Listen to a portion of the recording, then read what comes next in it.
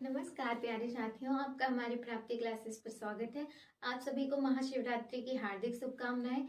चलिए आज हमारा टॉपिक पढ़ते हैं। कल हमने पढ़ा था कि पूरा पाषाण काल, मध्य पाषाण काल और नवपाषाण काल। हमने पाषाण काल के बारे में पढ़ा था।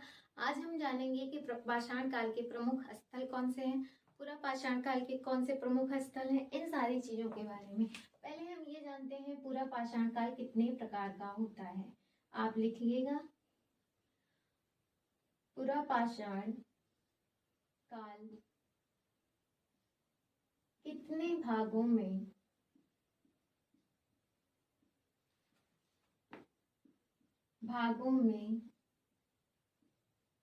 विभाजित है।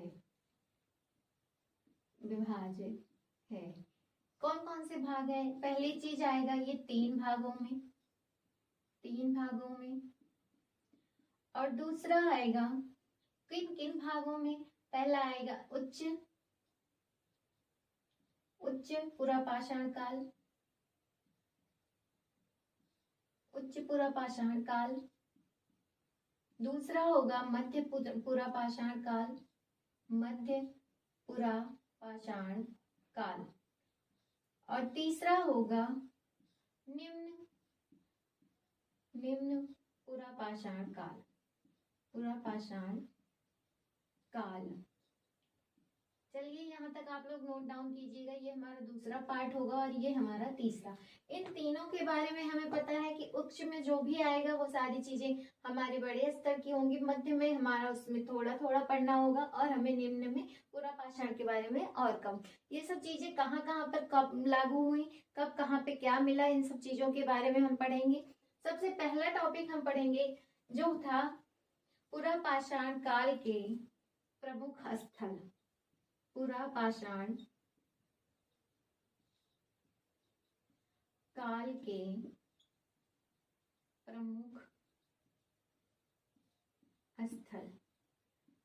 प्रमुख स्थल कौन कौन से हैं, ये सारी चीजें हमें जाननी होंगी। प्रमुख स्थल हम जानते हैं, एक प्रयागराज में पड़ता है, प्रयागराज, और दूसरा पड़ता है पाकिस्तान में। इन दोनों के नाम क्या थे? कभी कभी क्वेश्चन पूछता है पाकिस्तान, मेहरगढ़,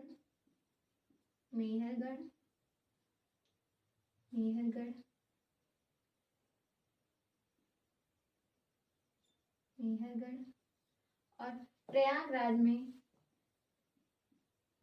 कोड़ी हवा। अब इन दोनों के बारे में हमें जानना होगा। प्रयागराज में और पाकिस्तान में किन चीजों की खोज हुई थी, हमें इस बारे में पढ़ना है। तो यहाँ पर हमें क्या मिला था? भूसी के साक्ष्य मिले थे। इन चीजों की खोज हमारी भूसी के साक्ष्य के साथ हुई थी। चलिए हम आगे लिखते हैं, इन चीजों को हम मिटा देते हैं।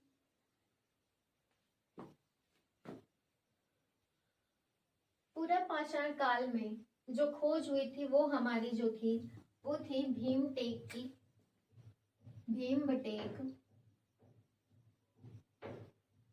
भीमबटेका की खोज। इसे किसने की थी? ये कभी कभी पूछा जाता है। श्रीधर विष्णु, नहीं यहाँ पर होगा विष्णु श्रीधर, आप लिखिएगा विष्णु श्रीधर। किसकी खोज किए थे इन्होंने भीमबेटका की खोज की थी। और कभी कभी पूछता है कि भीमबेटका है कहाँ पर, ये कहाँ पर पाया जाता है? भीमबेटका की खोज कहाँ पर हुई थी? मध्य प्रदेश में। ये सारे हमारे पाषाण काल से हैं। इनको बाणकर भी बोला जाता है। कभी कभी यहाँ पर विष्णु श्रीधर को ऐसे भी लिख देते हैं, VS बाणकर। आप ये सारी चीजें नोट डाउन कर लीजिए। फिर हम जानते हैं कि पाषाण काल के और कौन कौन सी खोज में प्रमुख स्थल थे। आप इन चीजों के बारे में लिखिए। ये हमारा पहला टॉपिक था, जो मेन टॉपिक था। पूरा पाषाण काल का प्रमुख स्थल जो था पूरा पाषाण काल का प्रमुख स्थल जिसकी खोज यूनेस्को के, और इसमें भी कभी कभी पूछता है जो ये मध्य प्रदेश में है ये भी यूनेस्को में पाया जाता है। आप लिख लीजिएगा यूनेस्को के मध्य प्रदेश में। अब यहाँ पर लिखिए ये इसको पूरा पाषाण काल को प्रमुख स्थल यूनेस्को द्वारा, या फिर आप इसको हिंदी में लिख लीजिएगा यूनेस्को द्वारा भीमटेको, ये भीमटेक के बारे में है। विश्व जो है इसको जो है कहते हैं कि ये विश्व की धरोहर माना गया है। इसको हमने क्या माना है यूनेस्को द्वारा, इसे विश्व की प्रमुख, विश्व की, कभी कभी क्वेश्चन पूछता है कि विश्व की प्रमुख धरोहर कौन सी है। विश्व की प्रमुख धरोहर, प्रमुख धरोहर, ये विश्व की प्रमुख धरोहर क्या होती है, इन चीजों के बारे में लिख लीजिएगा। तो चलिए हम आगे बढ़ते हैं। आप यहाँ तक नोट डाउन करते हुए चलिए। फिर लिखिएगा प्राचीन इतिहास, आप इसको नोट में लिख लीजिएगा या फिर कोई हेडिंग डालकर लिख लीजिएगा, जैसे भी आपको सही लगे। प्राचीन इतिहास में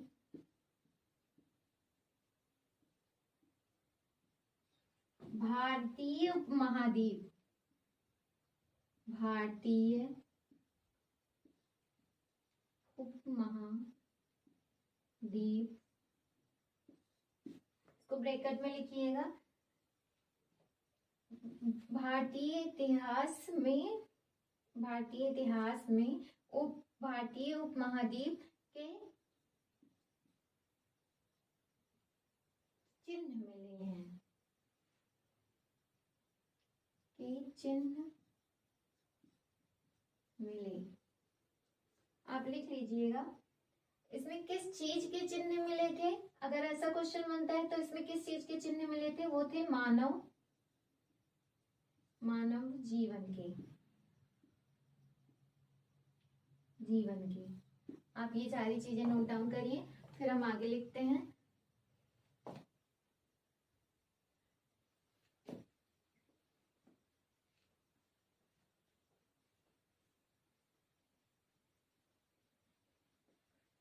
अब इसमें पूछता है कि इसमें दूसरा या तीसरा अरिपक्रम, जो एक जगह थी, भीमटेक की गुफाएं स्थित कहाँ थी, यूनेस्को की विश्व धरोहर थी, और ये किस पाषाण काल में था। भीमटेक जो था, भीमबटेका जो था, ये उच्च पूरा पाषाण काल में आता था। पूरा पाषाण काल। चलिए हम पढ़ते हैं, फिर यहाँ से हम स्टार्ट करते हैं। कौन सा कहाँ से आता है, भीमटेक की उच्च पूरा पाषाण काल में था। अब इसके बाद है इसमें और सारे प्रमुख स्थल, जिसमें हम बगौरा के बारे में पढ़ेंगे। बगौर ये कहाँ पर है, ये राजस्थान में है, राजस्थान। बगौरा राजस्थान में है, और ये निम्न पाषाण काल में आता है, निम्न पूरा पाषाण काल में। दूसरा है अति परकम, ये कहाँ से है, इसके बारे में आप जानिएगा। ये है तमिलनाडु से, तमिलनाडु। और तमिलनाडु में ये कहाँ से आता है, मध्य पूरा पाषाण काल से, पूरा पाषाण काल से लिया गया है। आप ये सारी चीजें नोट डाउन करते हुए चलिएगा। तीसरा हमारा आता है, तीसरा हमारा आएगा जोगा दाहा। जोगा दाहा कहाँ से है, ये मध्य प्रदेश से है, ये मध्य प्रदेश से है। आप इन सबके नाम याद करते हुए चलिएगा, जिससे आप भूले ना। जोगा दाहा कहाँ पर है, ये है मध्य प्रदेश में। ये किस पाषाण काल से लिया गया है? ये भी निम्न पाषाण काल से लिया गया है, निम्न पुरा पाषाण काल से। ये भी निम्न पुरा पाषाण काल में पढ़ेंगे। इसके बाद अभी एक टॉपिक है बेलन घाटी, आप पढ़िएगा। बेलन घाटी। बेलन घाटी कहाँ से लिया गया है? ये उत्तर प्रदेश यूपी से लिया गया है, उत्तर प्रदेश यूपी से लिया गया है। आप ये सारी चीजें लिख लीजिए। ये भी हम निम्न पाषाण काल में पढ़ेंगे, बेलन घाटी। और पांचवा हम डालते हैं बिडवाना। बिडवाना, बिडवाना, बिडवाना कहाँ पर है? इसको बारे में हम पढ़ेंगे। बिडवाना राजस्थान में है, राजस्थान। और ये भी निम्न पुरा पाषाण काल से लिया गया है, निम्न पुरा पाषाण काल। आप ये सारी चीजें नोट डाउन करिए, फिर हम ऊपर लिखते हैं। एक अभी और बच रहा है, उसको हम ऊपर लिख देते हैं। वो है हमारा 6वां नंबर, बुद्धा पुरस्कार। इसको लिखिएगा,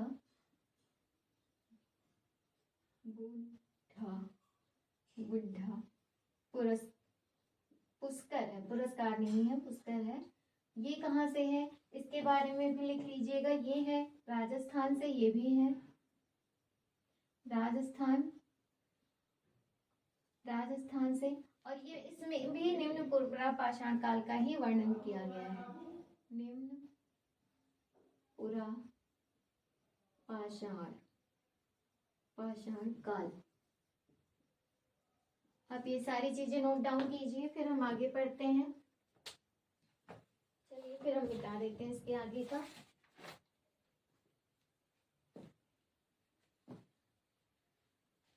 आपने ये सारी चीजें लिख ली होंगी।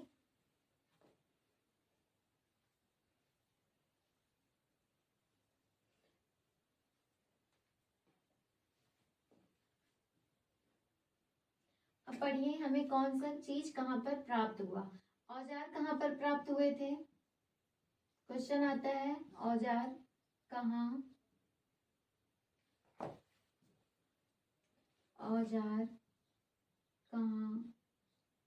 प्राप्त हुए, या फिर औजार के साक्ष्य कहाँ पर मिले? ये चीजें सारी क्वेश्चंस बनती हैं। ये हमें मिर्जापुर उत्तर प्रदेश में,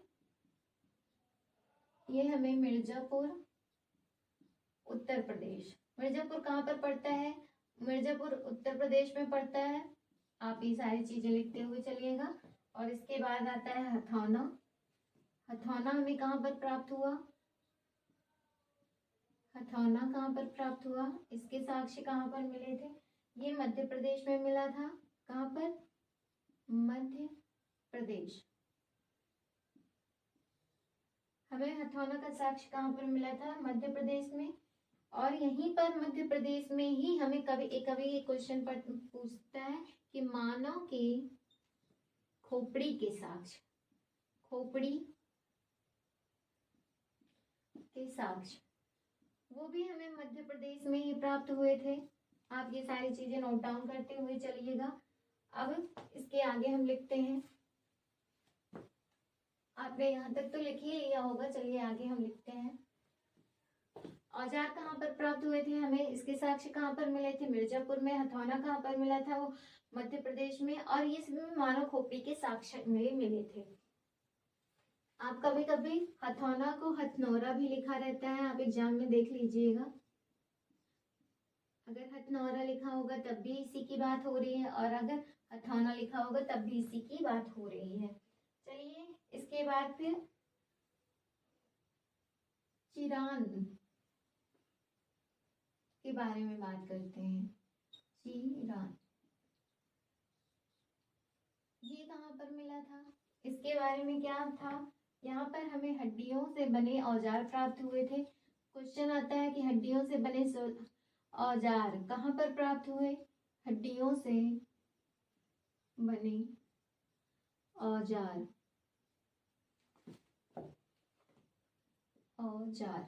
कहाँ पर प्राप्त हुए थे? तो आप लिखिएगा कि चिरान में, ये चा है, यहाँ पे थोड़ा सा मिस्टेक हो गया है, आप सही कर लीजिएगा। और ये सारण जिले बिहार में पड़ता है। ये कहाँ पर पड़ता है? सारण में, सारण जिला, सारण में पड़ता है और इसके जिले का नाम बिहार है। क्या है? आप लिख लीजिएगा, बिहार, बिहार। आप ये सारी चीजें नोट डाउन कीजिए। फिर आएगा बुर्ज होमा, यहाँ पर हम मिटा देते हैं, इसके आगे हम लिखते हैं फिर।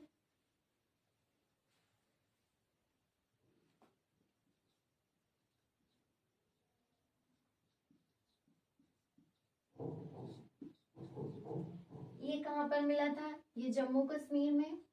ये कहाँ पर पड़ता है? जम्मू कश्मीर। कहाँ पर पड़ता है आप जान लीजिएगा, जम्मू कश्मीर में। यहाँ पर मानव के साथ, यहाँ पर किस चीज का साक्ष्य मिला था? यहाँ पर मानव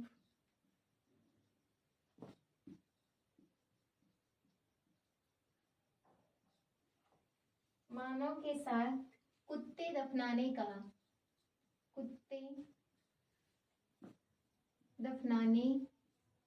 के साक्ष्य प्राप्त हुए थे, के साक्ष्य